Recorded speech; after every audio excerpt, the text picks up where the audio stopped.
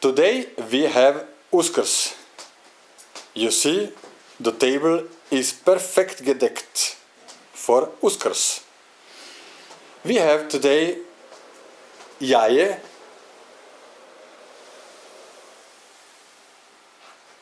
for lupati. And we have to eat, we have pipica, a little bit pipica, and we have upaljena sveća. Okay, for eat we have rolovanu šunku, and we have two salata. It's a green salata and is grah salata with tunjevina. And we have sauce from kikiriki. Yes, this is also kikiriki, house-made. Okay, but of course we have kaffa and rakia, because you can be starting the ručak if you don't have kaffe rakia. How you see, on this rakia is the jaje for lupati.